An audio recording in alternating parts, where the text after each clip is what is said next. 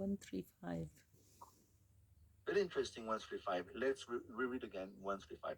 Etananavataranam nidanam bijamavyayam yasyam shamshena srejyante devateya naratayaha.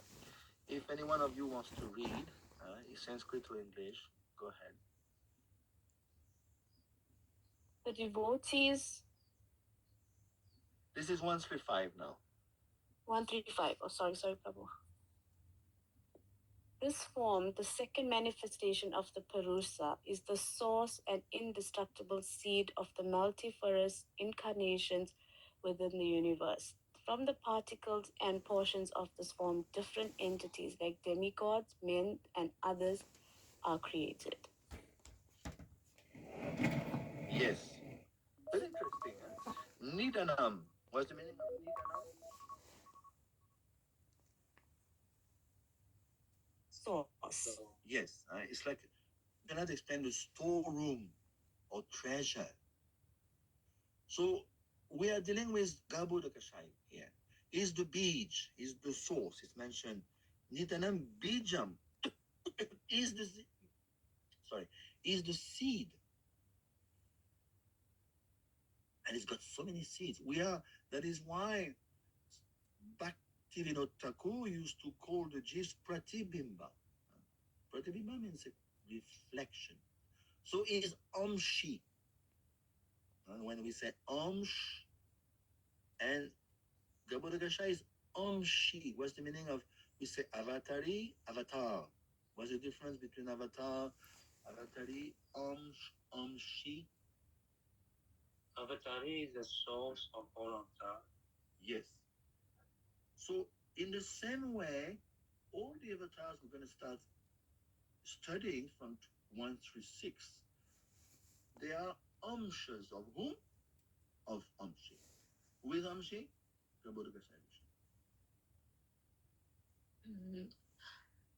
Prabhu, I have a question if I may ask. Yes, please.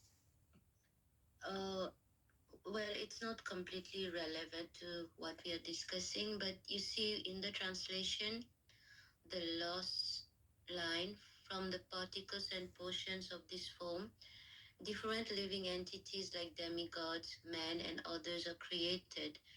So the word created, for me, it's a bit hard to understand while we are always... Yeah, I understand. Because, yes, we are, what is the verdict of Krishna in the Gita? We are Ajo. Ajo, Shashvatamiya, Purano, Nahanyate, Hanyamanesh. We are Ajo, unborn. So how can we be created? That's your question? Yeah, exactly, Prabhu. So how to reconcile? Anyone?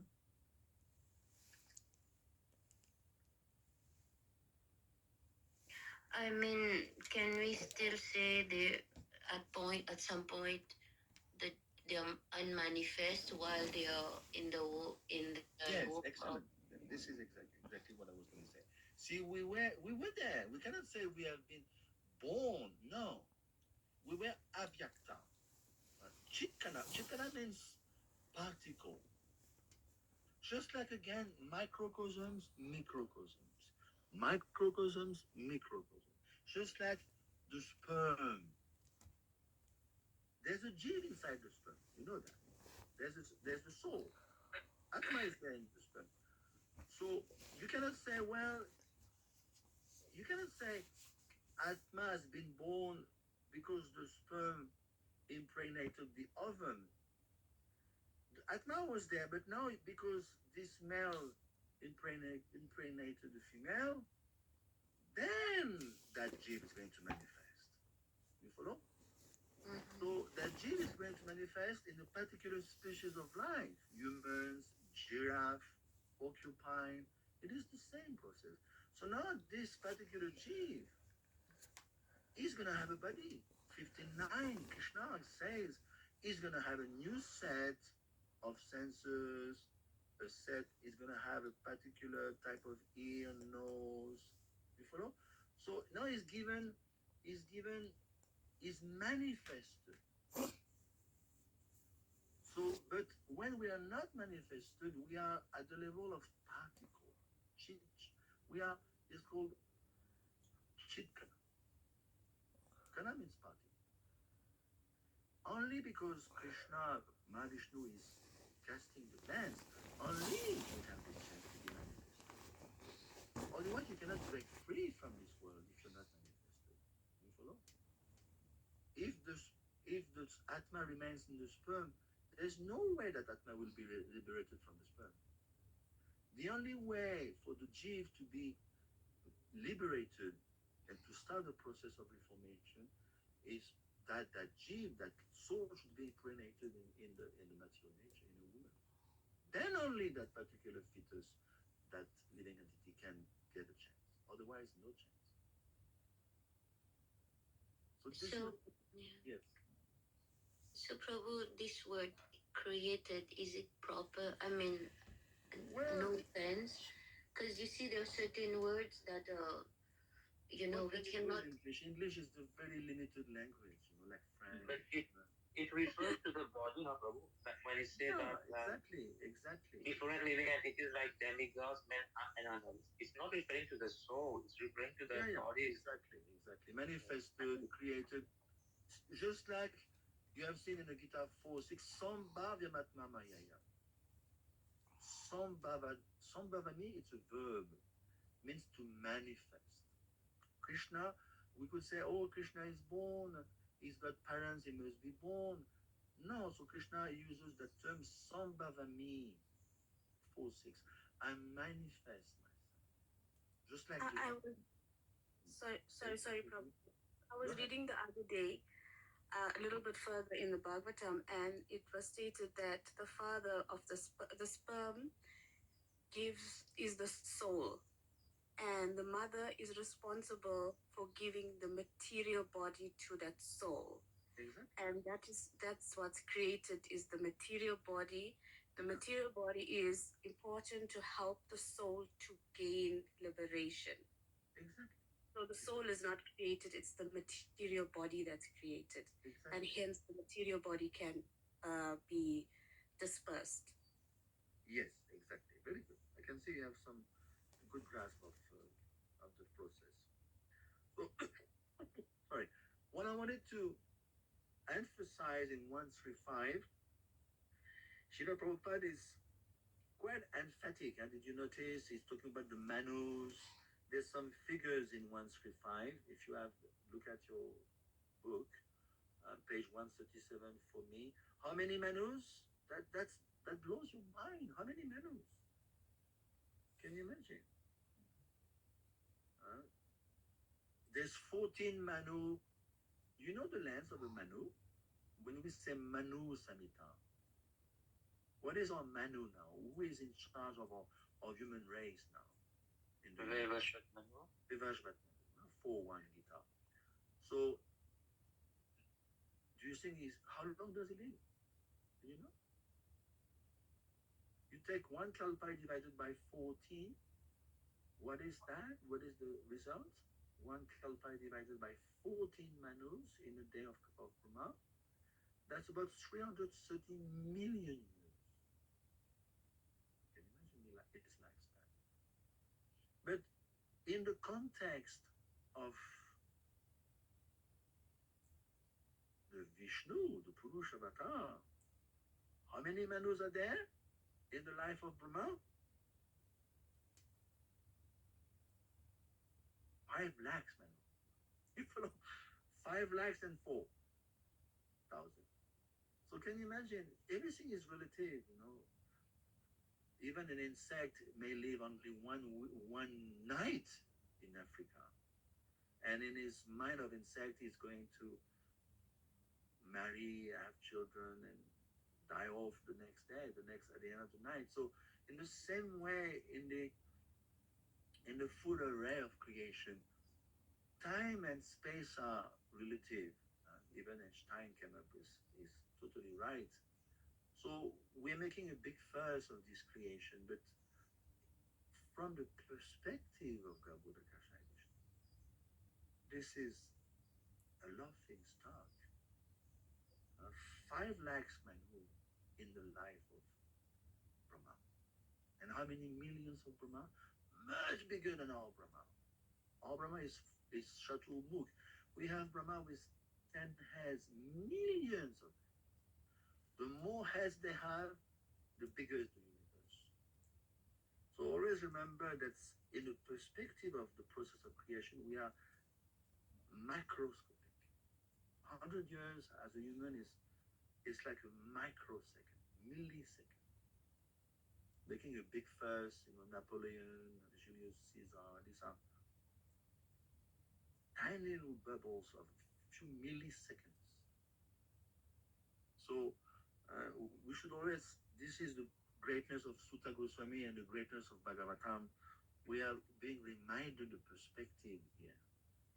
And the Avyayam Krishna, Mahavishnu's Avyayam. And parts, Brahma is a part, Brahma is a Jeev.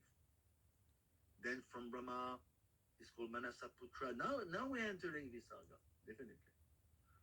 And the Manasaputra, the Prajapati, then 33 million demigods, you follow? And then the Prajapati will create all the species of life, including demigods, reptiles. It's extremely precise, Bhagavatam. There is no hazy situation. Everything is crystal clear. That should be taught from the age of 5 in all the schools of the planet Earth. This is knowledge. So demigods are called vibhuti. Vibhuti means they are excellences, opulences of the Lord. The vibhuti is a bit less than the Shaktavesh. If we go back to, can you see my screen now again? I don't know if, should I again stop sharing and reshare?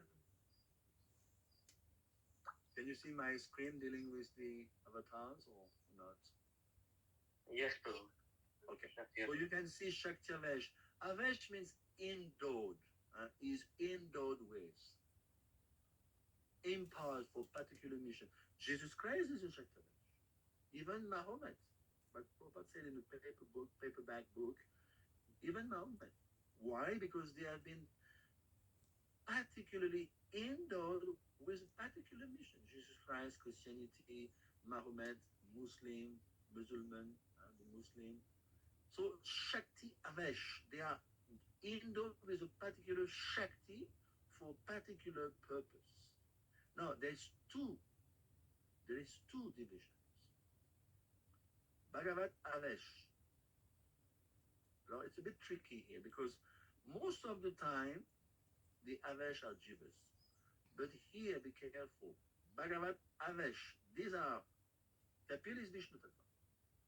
You have to be a little careful here because Kapil is a Jiv. No. Kapil is Vishnu. Rishabdev is, Jiva Goswami explained, is a Shaktavesh. Yes. Vishnu also. But now we're dealing with indirect, dealing with demigods. Demigods are not Vishnu Tattva, they are Jiv Tattva. So it's called Vibhuti. And you can break it down, you can see.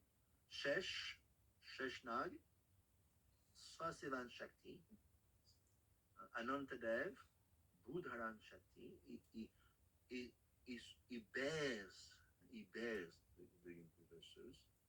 Lord Brahma, Shrishti Shakti, is a Jiv. Sometimes when there's a birth of a particular qualified Jiv, Lord Vishnu may step in. Just like, for instance, Shila Vyasadeva in our age is not a Jiv, it's Vishnu.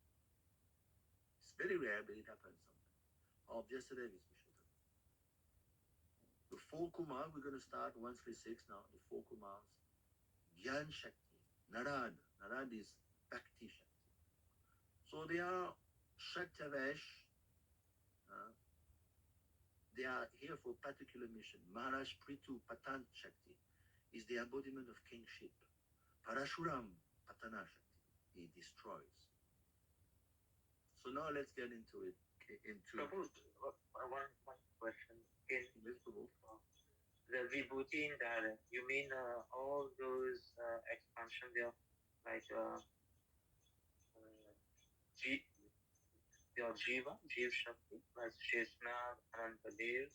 Yeah, so Anantashesh is a bit tricky topic. Yes, I know it's mind-boggling. Anantashesh has two forms. Remember, what are the five what are the five forms? I would say yes, better. What are the five forms of Lord Balaram? Lord Balaram has five features. Anantashesha, Yes. Sankarshan. Well, there is Anantashesh, Sheshnag, and the Sri Vishnu. So there is one form of Anantashesh who is a chief, and there's one form of Sheshnag who is Vishnu. It doesn't appear here, but when you study very carefully, Kanai Krishna Prabhu was making that point very clear. And Sheshnag is a bit tricky. There is one form of him which is Jiv, totally empowered Jiv. See, Prabhupada gives the example in 1328. We'll come to that very soon. The emperor slok of the Bhagwatam. It's like a bulb. It's a beautiful example. You have a bulb. I have a bulb here. I guess it's 220 watts. Just imagine if I have a 500 watts bulb. Just imagine if I have a 5,000 watts bulb. What is the biggest bulb on the planet? Do you know, by the way? If you go to the top of the Eiffel Tower, this is the biggest bulb on Earth. And when it turns around at the tip of Eiffel Tower, it goes 300 kilometers. Have you seen a bulb? You can see from 300 kilometers away. Why? Because just imagine how many watts that bulb is. In the same way, the avatars are endowed with particular voltage, we could say, wattage. You follow? For particular mission. So they need some avatar need more voltage than the other. So Shakti Avesh doesn't mean you are weak. You can be endowed like Anantashesh. He's endowed tremendously. Like Garud. I'll give you another example. Garud. Is he Vishnu Tattva or Jiv? Jiv Tattva. Very good. So I'm going to be quite the devil's advocate. How can a Jiv Tattva carry Vishnu? He's empowered by Yeah. Have you seen the size of Garud in the fifth canto? You know the lifespan of these wings? 1 million yojan. Talk about 8 million miles wide. These wings. 8 million miles. He's a jade. So how empowered he has been. So we should not minimize the position of the Shaktivesh. It's all about Krishna. I'm going to empower him like anything. So you have seen, even materially speaking, we can take a tiny living entity like Napoleon. What he has done is unparalleled. All the kings of Europe were totally bowing down to him. In those days, France was the size of Europe. France was Europe in those days because he was extremely empowered, but still he died.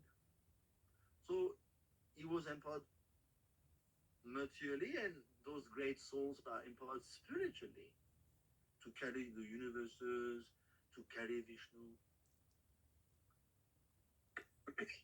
So here the distinction is Vishnu Tattva, Jiv Tattva. But there's a form of Nag, Sheshnag, who is Vishnu Tattva also. It's not mentioned here. This is a very basic chart. Okay, let's move on. I just wanted to set the record straight before we move on. So we'll start from 136.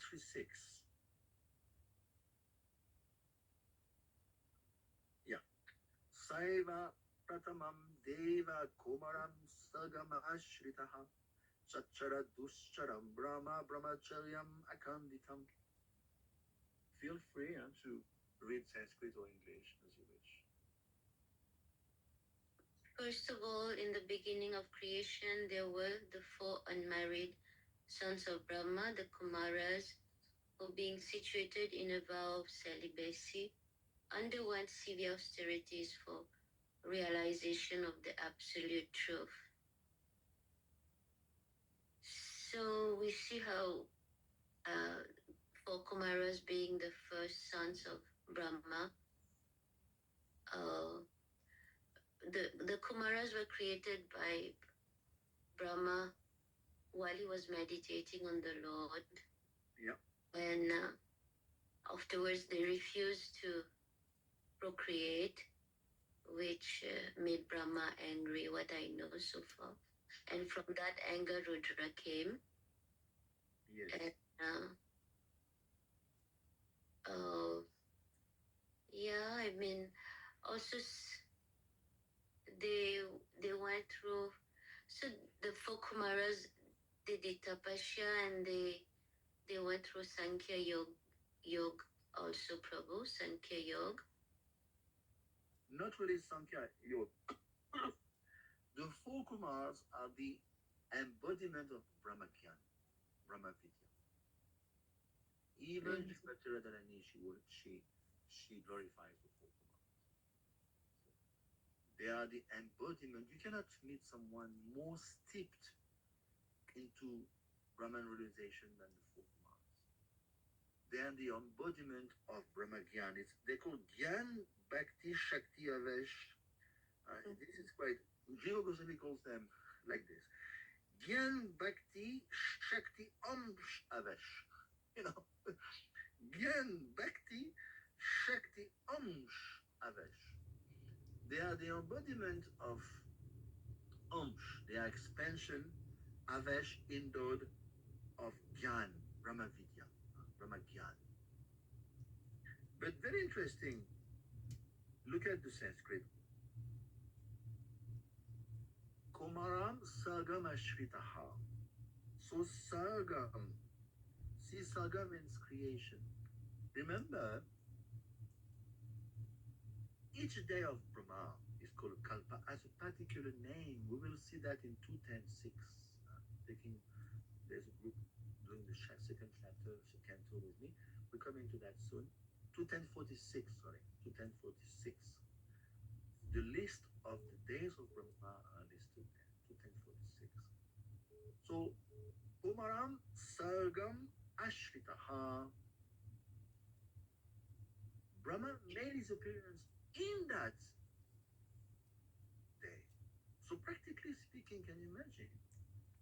They appeared on the first day of Brahma. How senior they are. You cannot beat the Kumaras in terms of seniority. Even Lord Shiv is younger. These are the first progeny of Brahma. You cannot go further back than that. Prabhu, but it is not an offense not to execute the instruction of Lord Brahma for the four Kumaras. Say it again, Prabhu. I'm asking, is it not an offense not to execute the instruction of Lord Brahma? Yeah, that's a different topic. See, even Srila Prabhupada said you can refuse your guru not to marry. This is okay. Prabhu, if I may add to this ahead. question, because it was Go ahead. coming to me.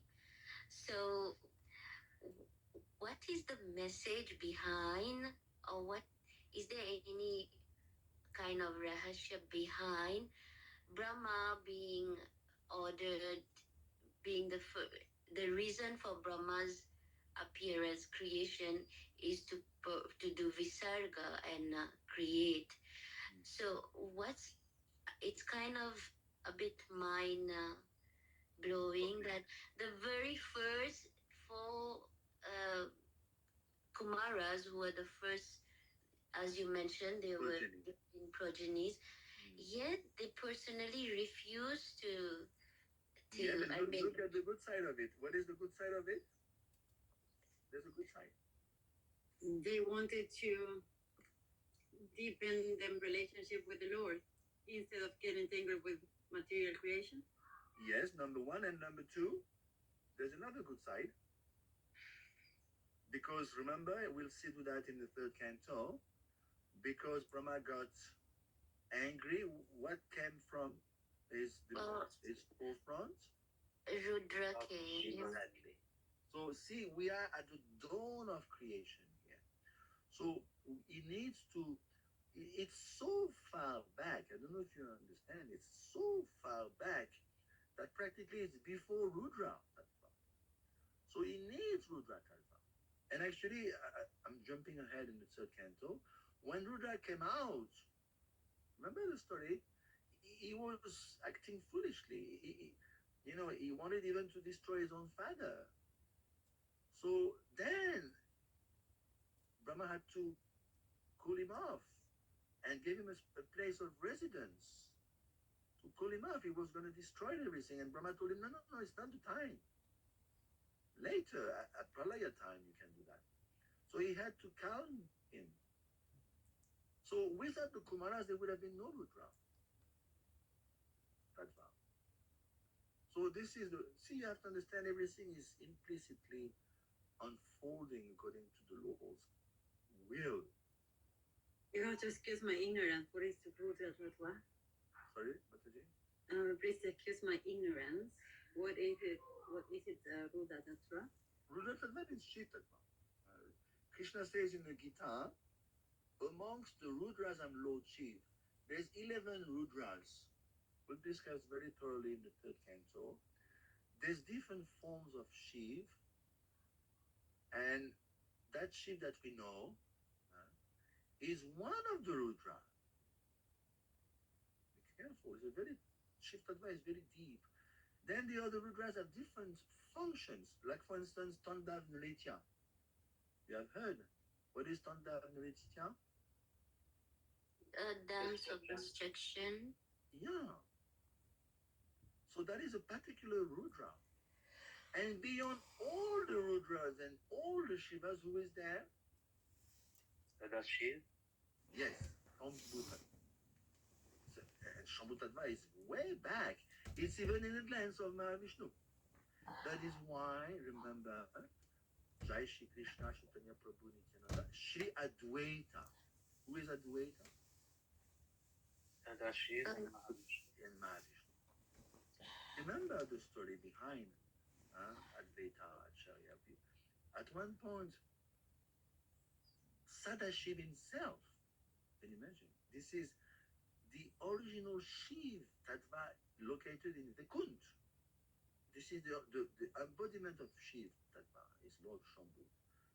He meditated for 7 centuries. Not 16 months, 7 centuries on Mahavishnu. 7 centuries. And finally Mahavishnu appeared and told him, what is the need, my dear brother, to meditate on me? We're not different. And then they merged, while embracing, while hugging, they merged and they became Advaitacharya. So we have to understand the extremely intimate connection between Mahavishnu and Sadashiv. Why? Because that halo, that glance coming from Mahavishnu is Lord Shambhu. You follow? This is, if I glance at something, you cannot say my glance is different from me. It is different. It is not. Achintya Beda Beda. This is the point. It's not different from me, but I'm going to contact something with my glance that I'm not going to contact that thing with my arm. So that is why it says Mahavishnu, it's like remote control. He has no direct contact with the material energy. So he's sending the jivs, and those jivs, by the grace of the husband, that halo is Shambhu, he's going to impregnate his wife, Durga. He has the right, he's the husband. He's impregnating the wives with the jivs, which basically the sperms. It's always the same story. Microcosms, microcosms. Microcosms, microcosms. It's the same process. We are living it at a very minute degree, and here it's happening on a huge cosmic scale. So back to 136, Kumara Sargam Ashritaha. This is so far back that Brahma appeared on that day. So we know the story. They became topmost Brahmanas, and Brahmacharya they refused, which is fine. You can refuse your guru on that matter. And now, according to sixth canto, if you read the sixth canto, there's a prayer, there's a chapter entitled the Narayan Kavach. Kavach means Protection. yeah, armor, protection. So in the sixth canto, you will see the whole chapter, and each particular forms of God, they bestow a particular boon. What is the boon given by the four Kumaras? Who is the leader of the four Kumaras? There are four. Sanat. Sanat. Really good. So Sanat is telling the Jivas, is telling us, if you meditate on me, I will protect you from lust. So if you have a problem with lust, you meditate on Sanat Kumar. They are the embodiment of sense control, mind control. You never see the four Kumaras in my eyes. Doesn't exist. And they became pure devotees. Remember the Sun Canto will discuss, they smelled the aroma coming from the tulsi leaves lying on the feet of the Lord. So they became pure devotees. And there's a Sampradaya, Kumara Sampradaya. So Vaishnav Sampradaya. Nimbark is the Acharya that appeared, between, I would say, before Mahaprabhu, a bit before, between Madhva and Mahaprabhu, Nimbark Acharya came. And he got initiated by the four Kumaras. So it's a full-fledged Vaishnav Sampradaya. Okay, any questions on the four Kumaras? Otherwise, we move on. Dvitiyam tu Bhava